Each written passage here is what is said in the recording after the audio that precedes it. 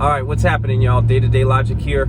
So, another post is that, do you regret you being in a relationship and you staying too long, after you've seen these red flags, and does it annoy you that you stayed, that long when you should have left, and how you should feel about it? And it always depends, it always depends on certain situations. So if you are in a very abusive relationship, right?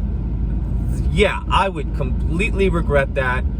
I don't think anybody should even be in that situation, but there's no one's going to judge you. You've got to, just live your life. But the fact is that yes, I would be upset if I was in that situation. Now, I have been in relationships where,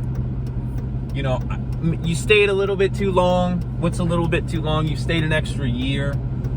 A year's a good long time, but I feel that in that year, you learned even more in that year than you probably did overall in the relationship, because what you learned is what you really, really don't want. And that's what relationships are there for, and exes are there for, is to teach you about the things that you don't want. I don't want somebody that's gonna act crazy. I don't want somebody to cheat on me. I don't want somebody that calls me names. I don't want somebody that doesn't pull their weight in a relationship.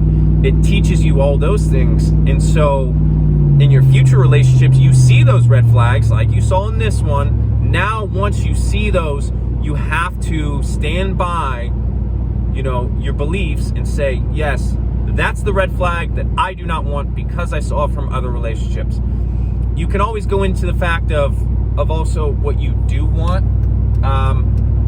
Yeah, that's give and take. I think most people, for the most part, as long as their beliefs and their traditions and their values line up, what you want is very subjective, because you could have, somebody be completely different and you never even realize that you wanted these things from somebody. So that's very subjective, and that's different on every relationship. But the fact is, with these red flags and you learning, is that you learn exactly what you do not want. And there's a time and place to reflect on, good times and bad times.